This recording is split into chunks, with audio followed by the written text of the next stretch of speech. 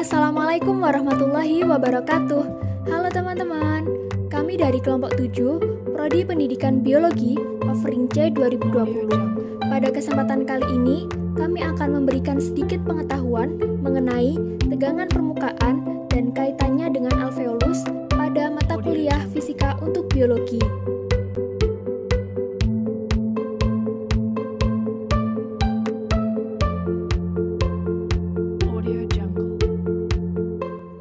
Anggota dari kelompok kami yaitu Aulia Khairinisa, Fitri Aulia Rahmadinda, Ica Wulan Pramesti, dan Nabilah Awaliyah Wibowo. Nah, sebelum membahas materi lebih lanjut, kita harus tahu dulu apa sih alveolus itu. Alveolus merupakan salah satu unit fungsional dari paru-paru yang berbentuk kantung kecil dan berisi udara. Fungsi alveolus yaitu untuk melakukan difusi oksigen, karbon dioksida, dan gas lainnya. Jika aliran udara yang masuk ke dalam alveolus terhambat, maka alveolus tidak mampu melakukan fungsinya dalam pertukaran gas. Lalu, apa itu tegangan permukaan? Tegangan permukaan merupakan gaya yang diakibatkan oleh suatu benda yang bekerja pada permukaan zat cair sepanjang permukaan yang menyentuh benda itu.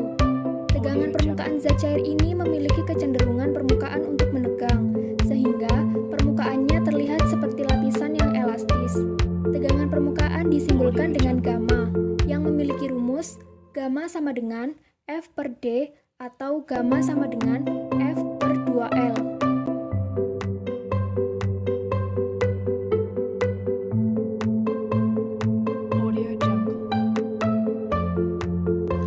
Terjadinya penurunan tegangan permukaan pada alveolus. Sebuah gelembung terdiri dari permukaan bola dari zat cair.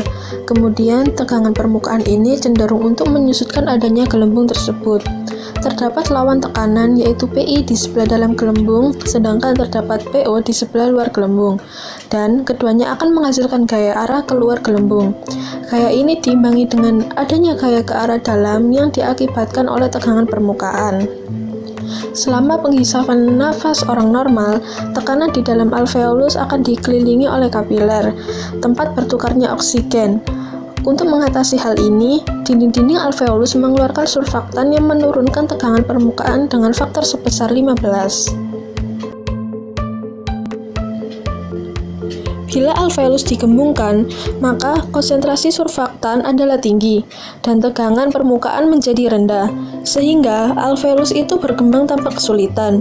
Dalam pengembusan nafas, tegangan permukaan yang bertambah membantu mengempiskan alveolus itu dan mendorong udara keluar darinya. Alveolus yang tidak dilapisi oleh surfaktan, seperti contohnya pada Bayi Respiratory Distress Syndrome atau RDS, terjadi kolaps seperti gelembung kecil dan diperlukan tekanan yang cukup besar untuk membukanya kembali. Bayi dengan keadaan ini kemungkinan tidak mempunyai energi untuk bernafas dengan paru-paru yang kerenggangannya sangat rendah.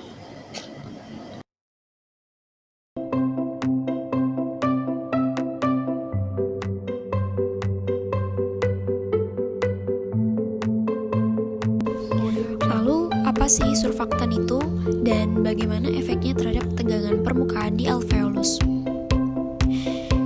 Jadi gini, jutaan gelembung yang terhubung satu sama lain cenderung mengecil karena tegangan permukaan. Disinilah terdapat lapisan cairan di permukaannya yang unik. Lapisan ini merupakan suatu jenis surfaktan yang sangat penting untuk fungsi peran dari paru-paru. Nah, surfaktan merupakan fosfolipid yang berguna untuk memisahkan molekul air dalam alveolus, sehingga melemahkan ikatan antara molekul tersebut. Nah, lapisan ini menurunkan tegangan permukaan dan kecenderungan pembuluh untuk mengempis atau kolaps, sehingga alveolus mudah dikembangkan. Selain itu, surfaktan juga memiliki peran untuk menjaga alveolus tetap kering.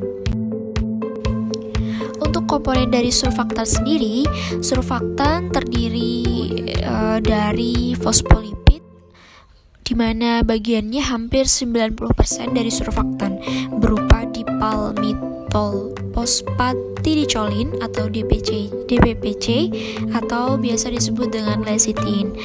Nah, protein surfaktan sendiri itu ada SPA, SPB, SPC, dan SPD. Ini 10% bagian dari surfaktan.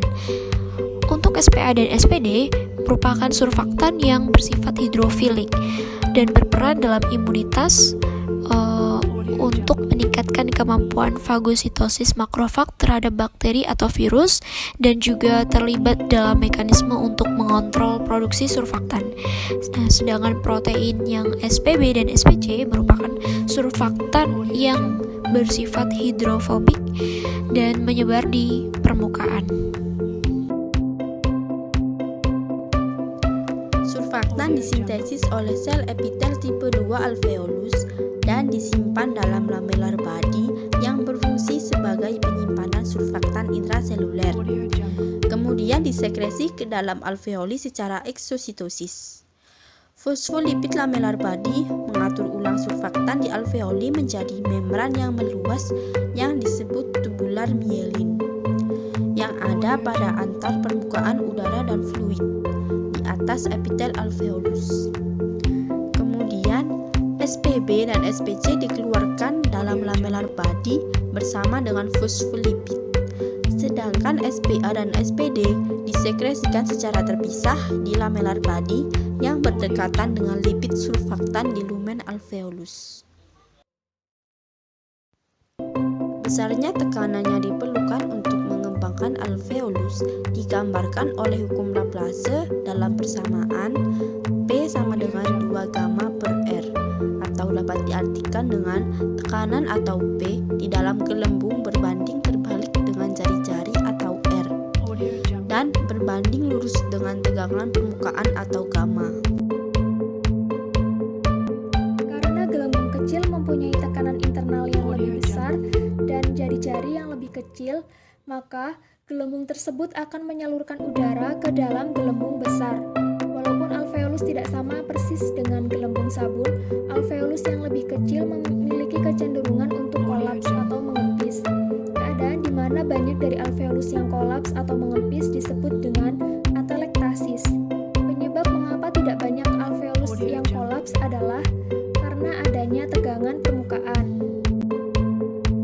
Tegangan permukaan adalah suatu cairan yang dapat diketahui dengan mengukur koefisien muai volume atau tegangan permukaan dengan seberapa besar gaya yang diperlukan untuk menarik sebuah lingkaran kawat dari permukaan cair yang bersih. Yang pertama, tegangan permukaan pertemuan antara air dan udara adalah 72 dikali 10 pangkat min 5 Newton per meter. Kedua adalah pertemuan plasma dan udara sekitar 40 sampai 50 kali 10 pangkat min 5 Newton per meter. Ketiga adalah tegangan permukaan deterjen dengan udara berkisar dari 25 sampai 45 dikali 10 pangkat min 5 Newton per meter. Ukuran kualitatif suatu tegangan permukaan diukur dari beberapa lama gelembung kecil dari suatu cairan dapat bertahan. Semakin rendah tegangan permukaan, maka semakin lama gelembung dapat bertahan. Jadi kesimpulannya adalah tegangan permukaan pada alveolus dapat direduksi menjadi hampir seperempatnya karena adanya zat khas yang disebut dengan surfaktan. Karena tegangan permukaan surfaktannya tidak konstan, mengakibatkan alveolus bisa bekerja dengan fleksibel sehingga tidak terjadi kolaps atau mengempis. Surfaktan di alveolus berperan dalam pengaturan ukuran alveolus, menjaga alveolus tetap kering, dan menjaga agar paru-paru tidak kolaps atau mengempis.